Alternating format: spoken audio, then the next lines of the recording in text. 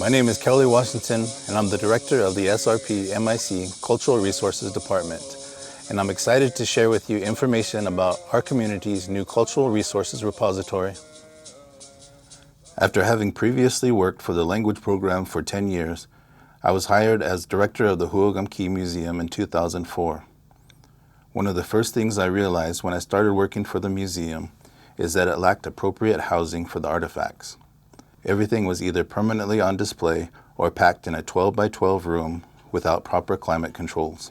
In 2004, our tribal council also conceived the establishment of a new Cultural Resources Department, bringing the various cultural programs together under one umbrella.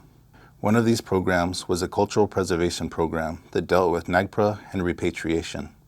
Upon inheriting this program, I quickly learned that the facilities we had available to support the return of our ancestors were less than adequate. Also, there are many items we were unable to repatriate or bring home because there was simply no safe place for them. So early on, we realized that a proper repository was one of the community's greatest needs relating to cultural preservation. As a temporary solution, an historic building was restored to create a small interim repository. This historic building was originally constructed in the 1930s and was a teacher's dormitory for the Salt River Day School. The temporary repository allowed us to more appropriately house our museum and archaeological collections, but we outgrew it almost immediately. The Cultural Resources Department advocated for a new state-of-the-art repository that would meet the community's needs for many years to come. Council appropriated funds for this project, and our team put a great amount of effort into researching best practices with regard to designing a new repository. We reached out to our relatives in the Gila River Indian community, Akchin community, and the O'odham Nation, all of whom already had relatively new repository facilities. We also consulted with the Pueblo Grande Museum. We asked them about their facilities, what worked and what didn't. We asked what they would do differently if they could go back and change anything. The information they shared was extremely valuable, and we are very grateful for their assistance. We also had many meetings with our own team to ascertain our own unique circumstances and needs. As we planned, we recognized that other departments also have a role in cultural preservation. The Community Development Department has an archaeology staff with whom we work closely on many different projects. Before excavated artifacts are turned over to the museum, archaeologists need to analyze, document, and organize them. Recognizing that proper facilities did not exist for some of this work, spaces were designed in the new repository for this purpose. We also recognized that the Community Relations Office manages a collection of photographs, art, and artifacts that did not have adequate housing. A section of the repository is dedicated to this unique collection as well. Let me introduce you to some of the Cultural Resources Department managers and other staff who put a lot of work into this project. They will share additional information about the specific areas within the new repository. Sapinduntak, Banchugit Gary Owens Jr., manager of the O'odham Museum under the direction of the Cultural Resources Department. You know, during the last 10 years, we faced an enormous challenge of not having enough space. We do have an archivist, data entry, collections management, and registrar for the O'odham Museum. The building that is currently occupied was never meant to store tribal compendia. It was the single teacher's dormitory for the Salt River BIA Day School. There was literally no growth for storage, workspace, or the new component of archaeology that the museum has taken under its wing. So the old building was never meant to be a repository, but it was better than what the museum originally started out as, with an 11 by 12 carpeted room with no humidity or HVAC control. In this new building, we are able to meet and in some cases surpass museum standards and safety benchmarks for the protection of the tribal collections. Our objective for the staff is simple. When we work in this building, we need to know what we have, where it is, and how do we retrieve it. In addition, our goal is to be able to process, catalog, and inventory the O'odham and Piipaash baskets, pottery, utilitarian objects, and more for years to come. We'll also be able to work with collections for the museum exhibit gallery in the education of the community and the visitors. We can encapsulate documents to protect from deterioration and preserve written knowledge of the community, scan photos, and much more. The facility will eventually be for the people to have a place where they can learn about their past and in some cases add to collections through generous donations of baskets, pottery, photos, etc. It is a structure built by the community for the community. This was not an old building renovated for another use. This was built for the specifics of keeping our heritage safe for generations to come. We believe that the O'odham and Piipaash need to take care of the knowledge of their past, whether it's through collections or current historical documentation. We can develop plans in this new building to have museum personnel working with community members to encourage training in the museum and archaeological fields of study. This will hopefully spark the interest and set up the next generation to take care of what we know best, our way of life.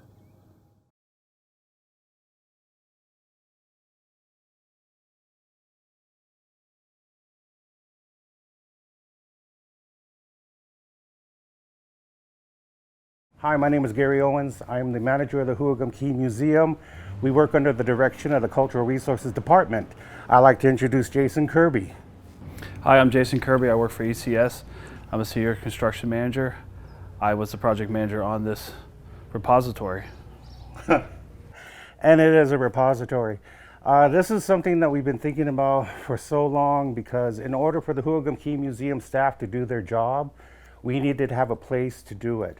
And the current one that we have was actually the one-room dormitory for the BIA day school, which is right behind us. But now, thanks to ingenuity, the demands of the job, and also the tribal council, the administration, and the people themselves, we have a new building that we're able to do our work and retain our history and culture of the Salt River Pima-Maricopa Indian community.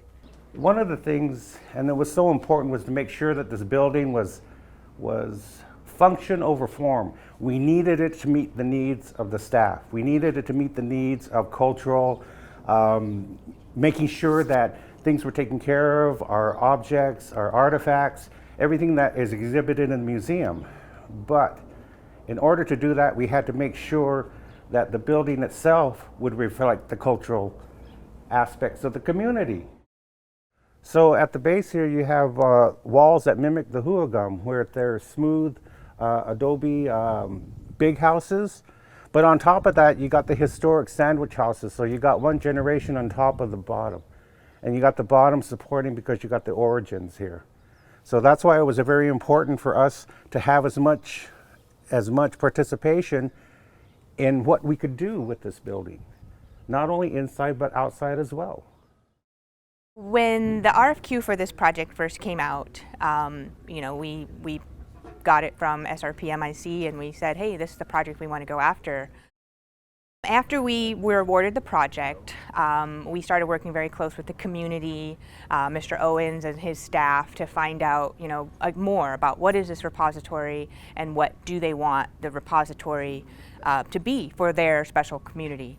We actually took tours of 5 different repositories across the state of Arizona to see what other communities have done.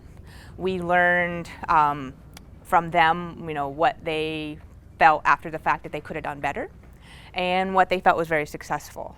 So there was a lot of research and programming and sitting with the team and finding out what are you going to be putting in this place and where is it coming from. It was identified early on in the project that we wanted this project to have a LEED rating. And so we worked closely with our lead designer, Ecological Environments, to help us throughout that process. We identified through our checklist originally that this project would be able to achieve LEED certified. And so some of the things that go into that certification from a design standpoint is things like regional siting, water use, energy efficiency, transportation, how are you getting to this building, etc.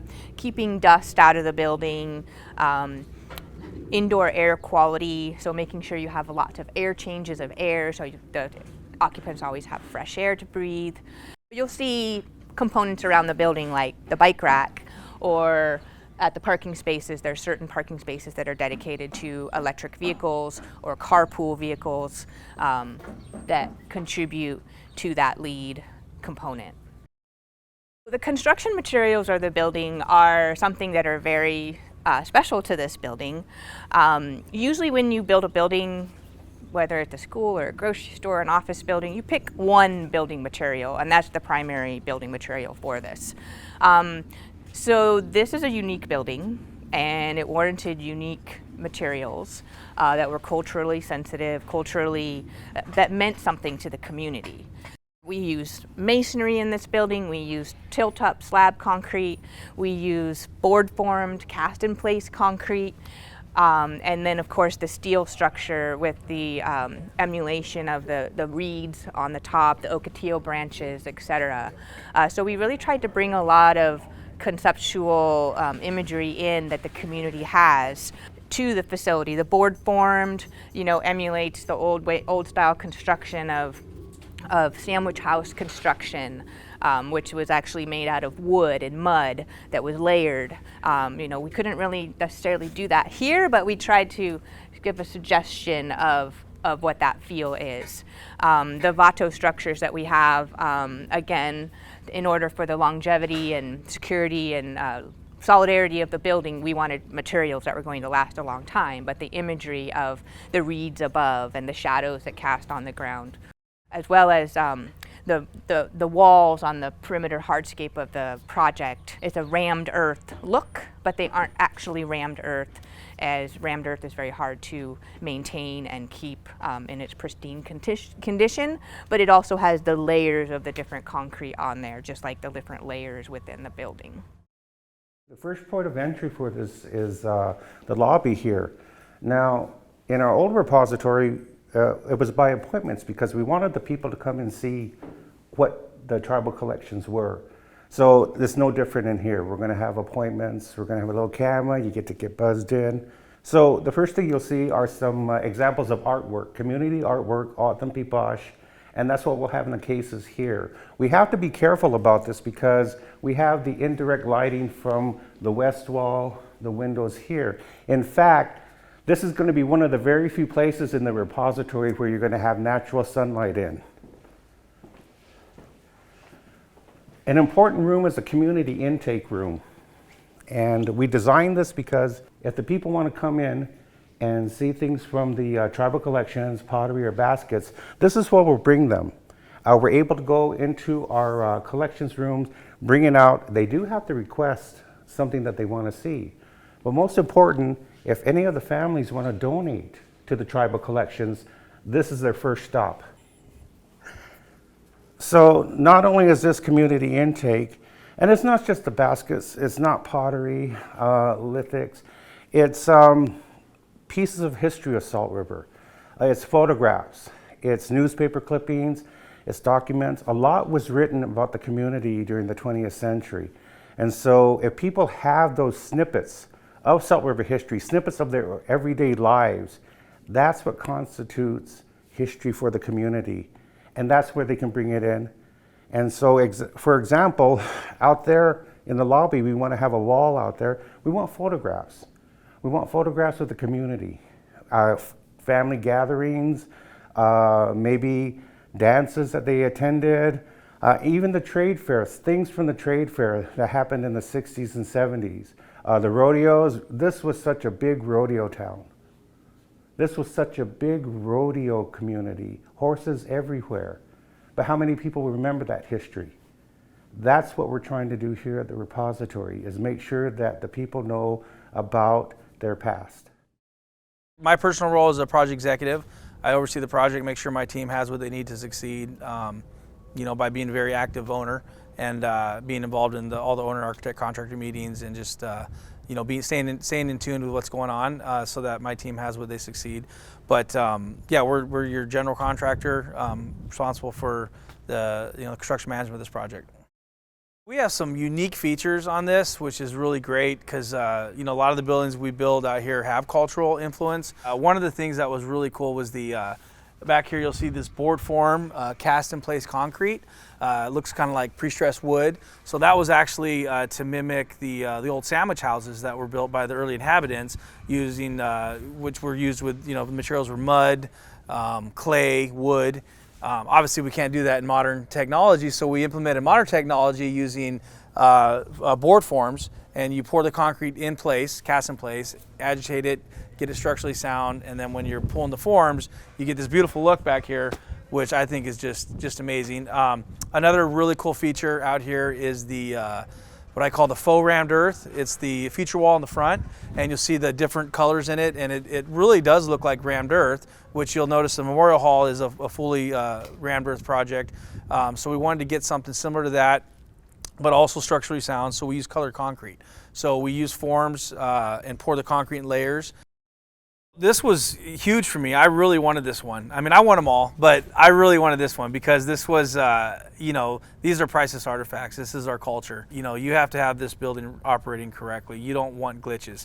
And so it's a bigger part of that too is the turnover to the owner. It's not just, Gary Owens and his group who are utilizing the building. It's Public Works who is, operating the building as far as maintenance and, and operations. So that's something that, we got to make sure that that's a smooth transition. It's built custom to their needs.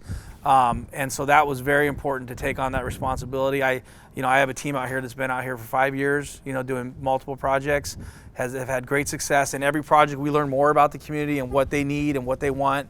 And, I think that went into this building. And so I think that was really, we've been training for 5 years, building the way of life, police evidence. My team in particular, the same people, to really give this everything it needed so that it operates smoothly, because there's no second chances with these artifacts. So that's something that it was very important to me. Community participation that we do on every project. We really hit it hard on this one. I think we hit it hard on all of them, but on this one, like our subs really seemed to participate more. They understood the culture behind this building.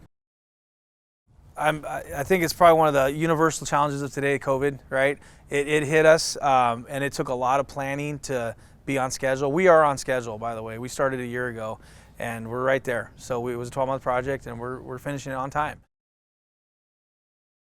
This is the office where the staff work. We have our museum registrar, we have our archivist, we have our data tech, and so we needed a nice place for them to work. And as I said, this is actually one of the few areas where it's really a lot of light here. We have installed some solar tubes. You'll see these, a couple here, and there's one in the break room. That gives a lot of natural light, like Gary said. We've got windows going to the courtyard area. So and even the conference room has this glass wall, so it lets that natural light come all the way into the workspaces. Speaking of the wall, we have what's on the glasses, it's etched. And what happened was we were trying to figure out what kind of design we were going to put on there.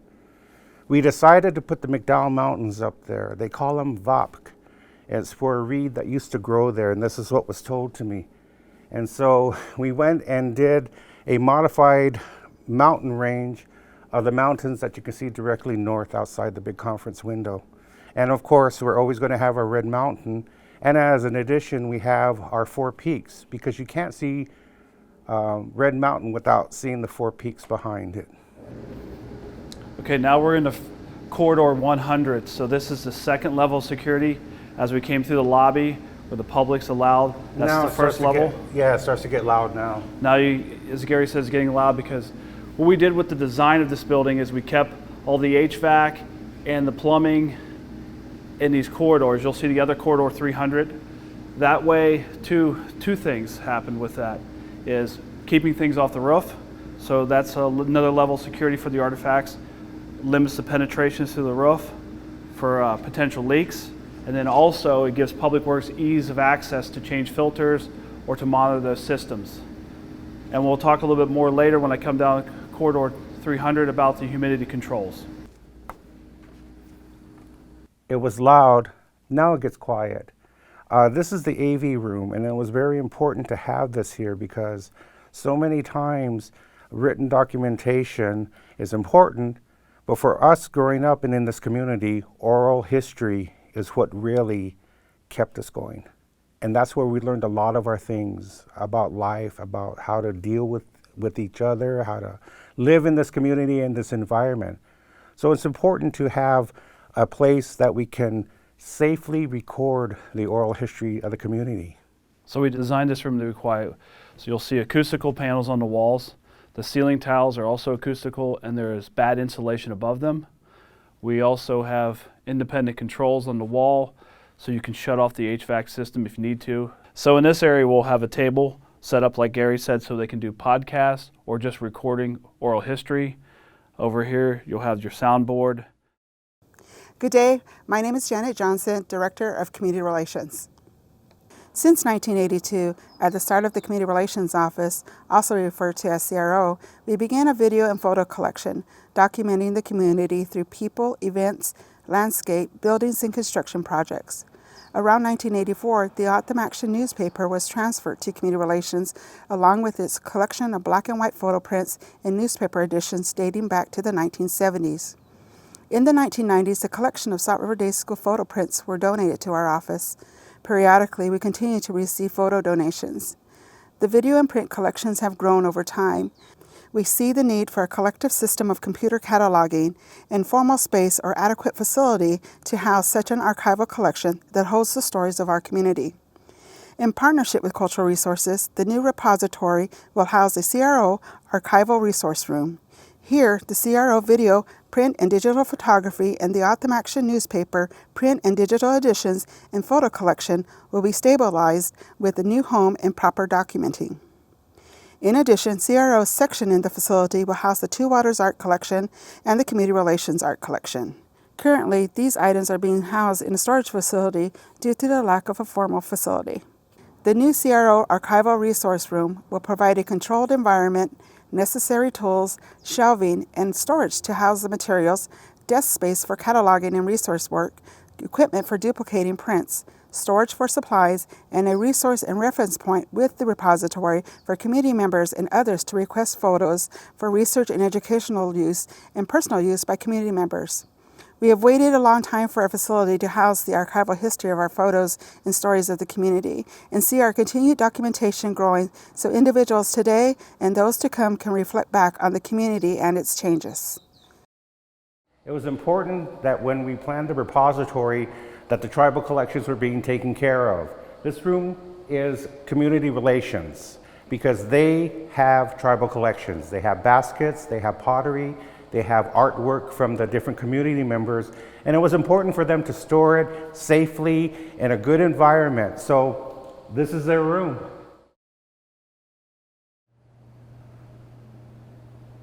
Okay, this is the education room. And this is actually the first room that is going to be humidity controlled, climate controlled, which is very important for the artifacts that are in here. These are used for education. These are baskets, these are pots, these are lithics or grinding stones, any kind of stonework, things that don't have provenience. They are not accessioned into the collections, but they do have a number. They are cataloged as education. These are the things that we can take to schools. These are the things that we can take for our displays whenever we go out and do outreach for the community. And so standard shelves, keep it safe, be able to catalog and make sure we know what we have, where it's at, and how we can get to it. Okay, this is the art room, and it is also humidity and climate controlled. We're still in the level 2 of security. So these are contemporary artworks that are here. We have 2 massive guitars when Fender was here in the community, and they are in our old repository. They have a new home here. These racks here are so we're able to hang paintings, okay? And they work on a system that we incorporated throughout the entire repository. So one thing about these rails is you'll notice once we poured the slab, we had to come back and then grind out concrete and then set the rails. That way we achieved the rails are flush, so there's no tripping hazard, and this is especially important, you'll see in the next couple rooms, so that way if you're pushing a cart, you're not jostling or dropping something over top of a ramp. Now we're at the third level of security in this, and this really does demand a third level of security. So in this hallway, you'll see it's similar to Corridor 100. Corridor 300 is where the rest of the fan coil units, the ERV at the end. So all the HVAC, plumbing, and you can also, even just the data tray here, that cable tray, you can see how much data building this size to control the lights, the humidity, the temperature, the cameras, the door access. There's just quite a bit of data in a room like this. Once again, it's open, so there's no penetrations. These units would be normally on the roof. With them in this hallway, we don't have those penetrations through the roof for areas to leak. And it gives us access for Public Works to maintain those units. Like I said before, collections are more than baskets, pottery that people associate with us. It's also documentation. We have, in our third level of security, we have special archives here. We have flat files where eventually we want to be able to process the land plats that are in the different departments, create a reference library, so when ECS, CDD need information about the community in the past, they're able to go through the flat files and research it. We also have some special collection libraries which are going to go in here, but really our closed archives, which we call special archives, are where all the original documentations, photographs, all the two-dimensional will go in here, including audio, video recordings, interviews, and such. So we have that set up like we have the other rooms with special shelving. This is something that we started working with the tribal archaeologists. We have sites. The whole community could be considered a site. So a couple things about the construction of this room. One thing we did learn that other museums, repositories may have not made the wisest decision was they had very high ceilings. We basically took the ceiling to this height so that we could get, as you'll see, the diffusers on the ductwork there, so we could get to the air and humidity through the shelvings, because once you imagine these full of artifacts, it's going to be more like a wall, not an open area.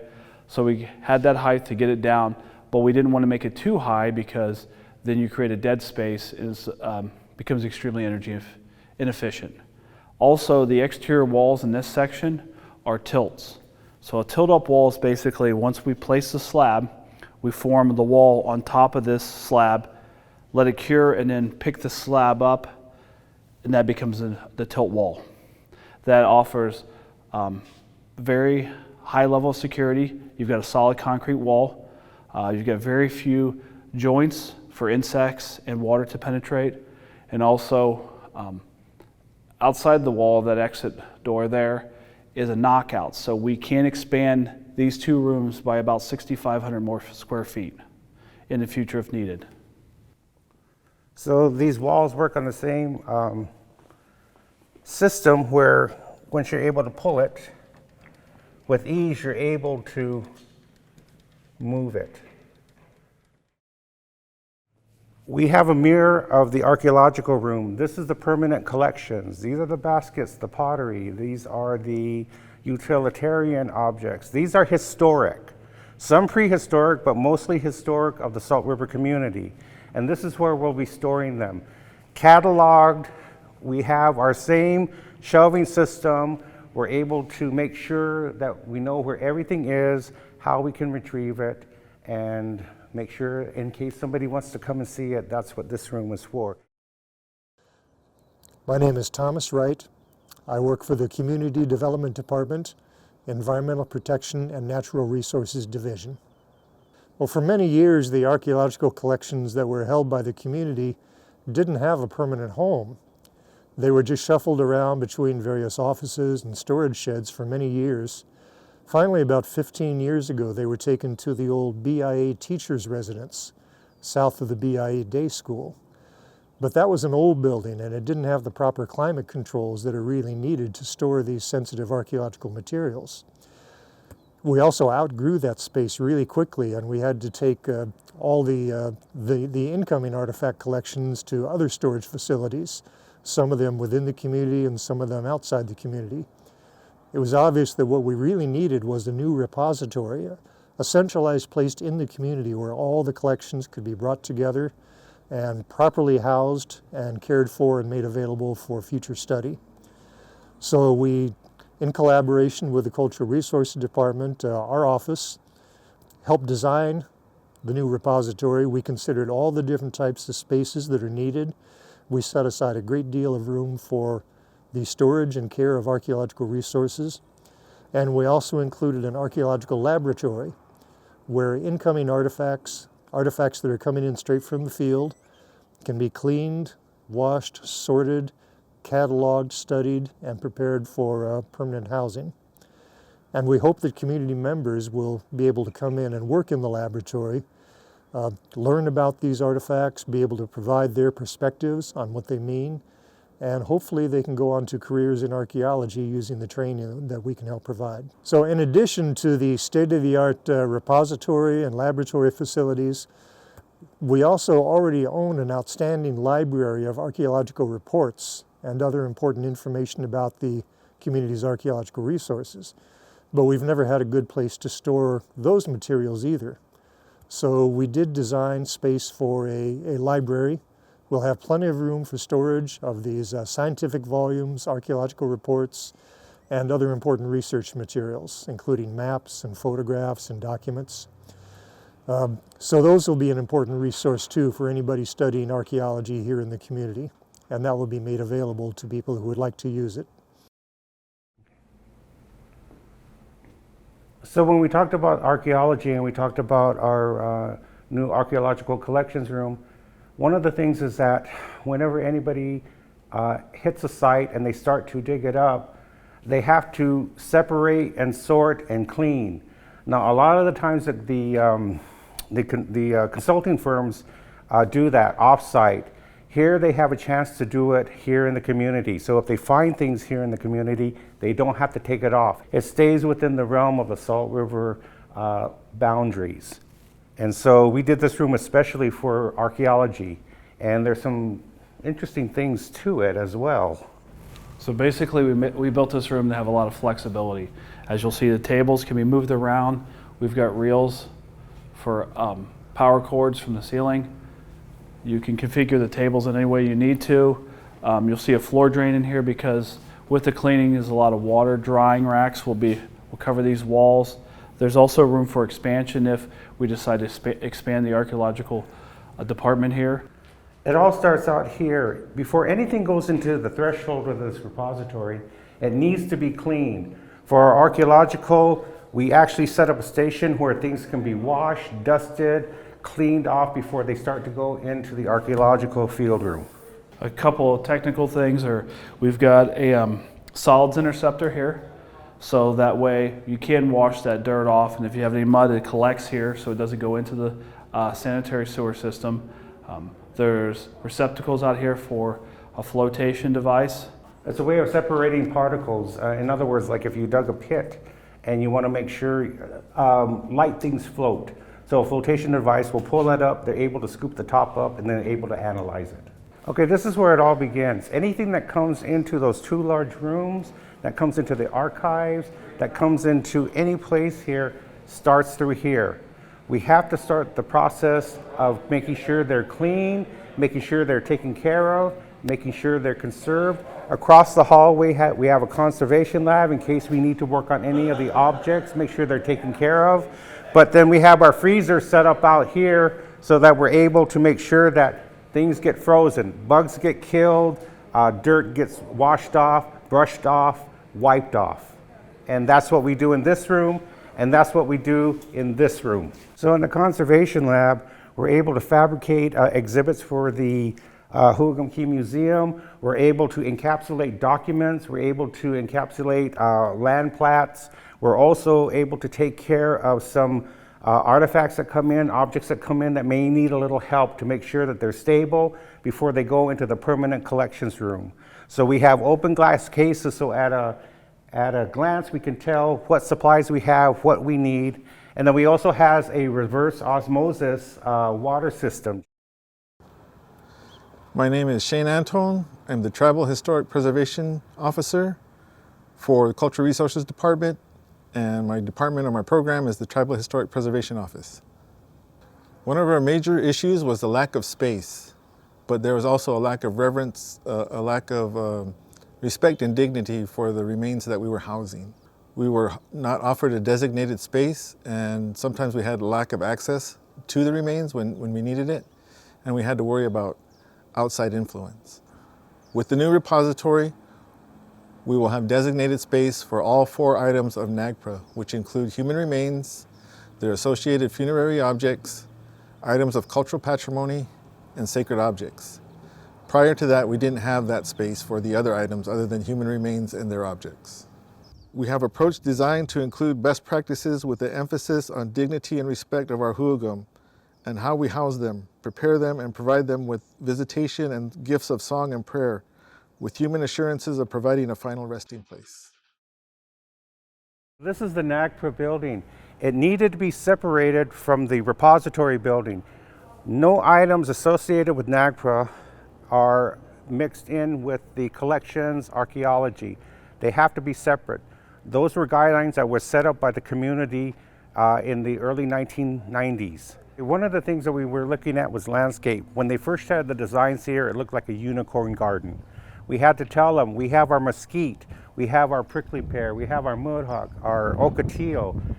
One thing that we're very happy to have are the shugoi, the creosote bush, which is so important to us in our ceremonies, was so important to us in our stories, was so important to us in our songs. So we make sure that we have an abundance of it here in case we need it. So that's the repository, and hopefully once this is all ended and the world gets back to a place where we can once again meet in safety, we'd like to thank you for joining us. And we'd like to thank the Salt River Tribal Council. We'd like to thank the administration, our directors, CRD, Kelly Washington, Shane Antone, the community people that really pushed to have their story being told and a place where it's going to be kept safe for the future generations. And Jason Kirby, I'd like to thank you for really doing an excellent job. Thank you. And I'd like to thank Mcdowell Construction, our contractor on the job, and ADM Group, our architect. Without them, it wouldn't be a successful project. Thank you for allowing us the opportunity to introduce the community's new cultural resources repository. Within these walls, the tangible evidence of our O'odham and Piipaash histories and cultures will be preserved. We encourage you to reach out to our staff if you would like to donate photographs, recordings, or cultural items that will be maintained in the safest environment possible and will contribute to the cultural knowledge of current and future generations of tribal members. We thank you for your continued support of this important effort. Anish dotum, niudncha, tavo opomnyoy.